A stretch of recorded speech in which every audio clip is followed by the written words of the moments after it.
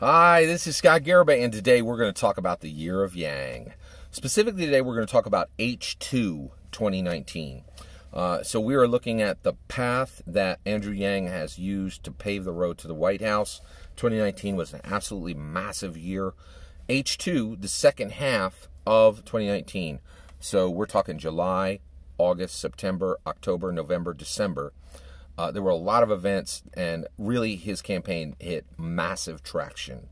The wheels were on the ground.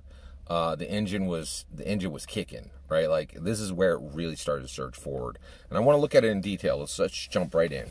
So let's look at events that happened in July of 2019. July of 2019, there were multiple think pieces that were done on. These think pieces are important because it happens this way. It goes print. It goes podcasts, it goes media, it goes television, right? That's the flow, right? Television is always the latest to the party, and print is, I feel like, often is talking about stuff at the concept level weeks or months before anybody else is dealing with it, right? And that's actually counterintuitive. You would think that print is last. It's not. A lot of times, and the reason why is the people who were doing print, they can see things coming a mile away. Authors are the smartest people in the world.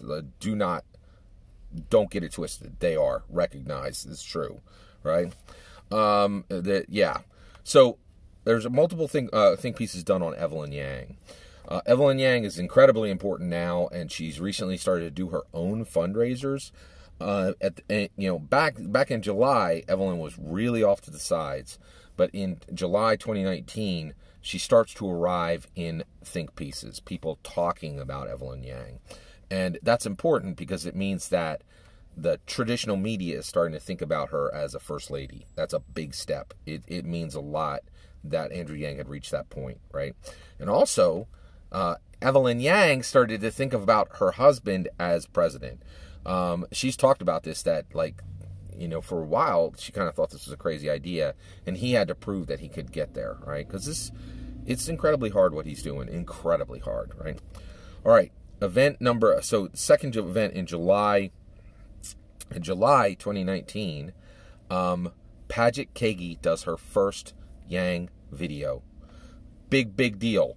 Paget Kagi is one of the absolute rock stars of the Yang Gang right now, and she continues to, Nerds for Yang set the bar very high for quality in H1 of 2019. Paget Kagi absolutely slams the gauntlet on the ground in July of 2019 and says this is what quality looks like for the Yang Gang and for Yang tubers, right? And she's still leading the pack, in my opinion. I think everybody's behind Paget Kagi, including me. Right, she's the best there is right now at Yang tubing. Nobody's even close. And it's a big deal because none of the other candidates really have the flow we have when it comes to cool social media content. And Paget Kagi's really important, right? And Yang Gang's important, all right? All right, July 2019, the second debate hits in Detroit. 20 candidates on stage. The important things to remember is Andrew Yang goes boop and leaps over his last performance. It's a big deal. He had a little bit of a stumble out of the gate on the first debate. People were like, what was that, right? In the second debate, he's like, I can do better. And he did, right? And everybody's like, okay, all right, we see you, right? And it was important, right? He got better at what he was doing. We flow into August. August, big deal. Yang Gang, Kai Watson shows up on the scene. Super important, right? And the reason why is Yang Gang continues to grow. Not in numbers, in variety, right? Where's the variety with Kai Watson? Super young, right? Millennial, right? And the reality is, get this. I don't think Kai Watson's going to win a lot of millennial votes. I really don't. I don't think millennials are going to show up. I just don't. I don't think they're going to show up, right? So why is it important that we have a millennial talking about Yang? It means that he can get people who are, it is possible for him to get people who are young to be excited about his message. That's a big deal, right? Because Gen Xers and Boomers have kids, right? And if they, and by seeing Kai Watson, they can take ideas and say, and then at least start to open those conversations with those millennials, right? The other issue is it excites the media, right? So if Yang is getting traction with millennials, the media is more willing to give Yang play and give Yang traction because the media absolutely loves millennials because they like to sell to them, right? So Kai Watson, in my opinion, is not important for votes. He's important for momentum, and he is incredibly important, and he's doing a fantastic job right now, doing great videos for Andrew Yang, and I think he's really got he's really helped Yang a ton, and he's also helped keep the bar of quality high for Yang Gang. And I struggle with this, like, you know, you guys know, some of my videos are better than others. It's hard to keep quality high, you know, and so, and Kai Watson, he's crushing it. He is really keeping quality high, and I'm so glad he's in Yang Gang, and I'm so glad he's setting the bar and pointing the way for others to follow. It's important. In August of 2019, we also see Yang does a line dance. It's a big deal, and the reason why is Bernie will later have a heart attack, which points to the fact that, hey, guess what? The presidency is absolutely a physical job, right? And if you don't think it is, you ain't paying attention. You got to show up at disaster sites, and you have to run again for re-election. And the idea of a one-term candidacy is a joke. No one will even admit they're a one-term candidacy because, frankly, it's so expensive to run. Nobody wants to bother with a one-term candidacy. So if you run for president and you're super old, you're going to have to run again, right? Could you imagine Bernie Sanders running when he's like 83 or 84 years old for a second term? Good Lord, right? Or if he's not, that means the Dems are voting for a one-term presidency? It's a huge deal. And Andrew Yang line dancing points right at it. Points right at it.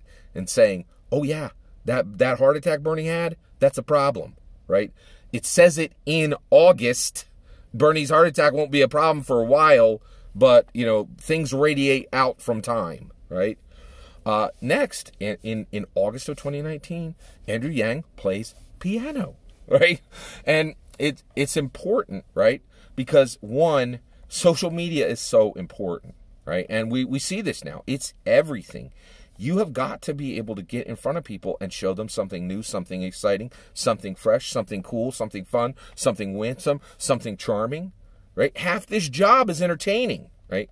And Andrew Yang can. You can tickle the ivories. There you go. It's not small. It's a big deal, right? September, right? September, huge moment in Andrew Yang's history. He comes to Philadelphia. Right? He stands on the steps of the Philadelphia Art Museum, and he shakes a gentleman's hand by the name of Scott Garibay, with 1,000 people behind him. Scott Garibay's been praying for him every day since April, right? And Scott Garibay prays for him to win the presidency now, right? And I think that handshake helped me be more intentional and more devoted in my prayer for him, right? And it helped me to continue to be more diligent about spreading the word for Andrew Yang as a candidate in my content, right? And it helps me be more diligent about getting my, to be more diligent about getting my yard sign and making sure I have my merch and making sure I wear my merch. And it was an important moment. It was a big deal to me. All right, September 2019, Andrew Yang crowd surfs. Huge, right? You have got to feed the beast. And Andrew Yang does. He feeds the beast. The beast is the media, right? And you've got to do, and it's a huge risk. He could have fallen and cracked his head open like an eggshell, right? But in this world, if you're going to win the presidency, guess what? You better like it's entertainment. Half of this thing is entertainment. You'd better get to juggling and you better make it look interesting. Right? It's part of it now, right? And we can all whine and moan about it, but it's part of the job. There ain't no two ways about it, right? It's a big, big, big deal. All right, next, right? September 2019. Andrew Yang politically trips Tulsi. Tulsi is the first to go down, first major actual candidate who actually had some momentum and actually had a chance of being president, who actually fails to do what is necessary to become president. It is my opinion that if you miss a single debate, you will never be president. Never. Right? All right, and Tulsi drops out. She misses. She doesn't drop out of the race. She misses a debate. I knew then she would never be president, and that seems to be absolutely happening right now in real time. Right? She's still in the race, but it doesn't matter. She's a non-entity. Right? So the event here is Yang puts Tulsi behind him. Right? He surpasses her. Then in September 2019, we have the third debate in Houston. Yang is one of 10. One of 10. Huge step forward in what's happening. We move into October, right? October, beginning of the month, it is announced internationally Andrew Yang has raised $10 million, right?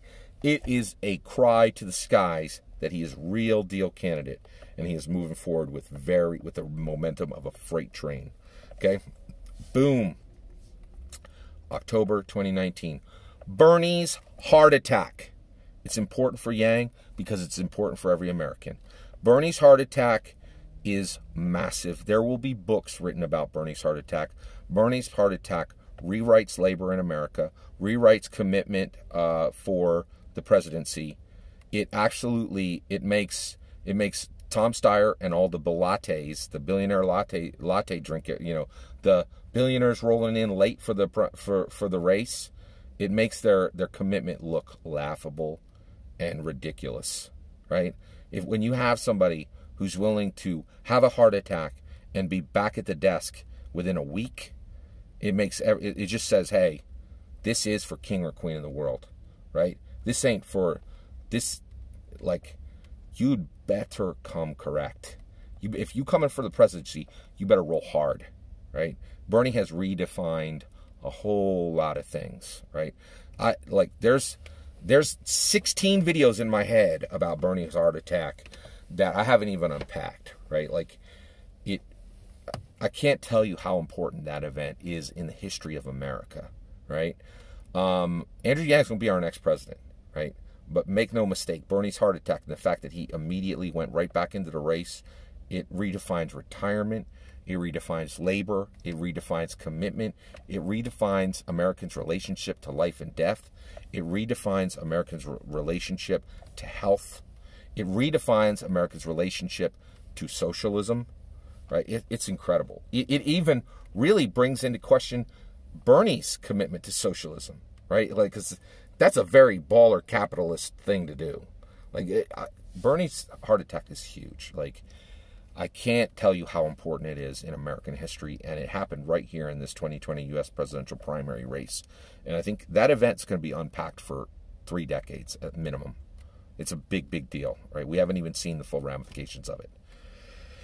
All right, right there in October 2019, the 4th debate, right? Ohio. Tulsi's back, and it's really fascinating. She's catapulted back into the debate by Hillary Clinton with a massive mistake on the part of Hillary Clinton. 4th debate happens. Ohio. It happens in Ohio. There are 12 candidates on stage. Andrew Yang abandons the path of peace. Debate 1, 2, and 3. He's super nice. He's super respectful. Debate 4. Politically, he's throwing hands. Politically, he's throwing hands. Politically, he's throwing hands. He brings it out. He busts it out. He goes into beast mode. It was very fun to see. I liked it. All right, November of 2019.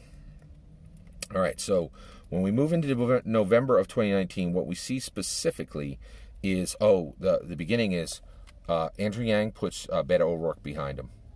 He's like, Beto O'Rourke, I don't care that Rolling Stone wrote a piece on you. I'm Andrew Yang. Get back, right?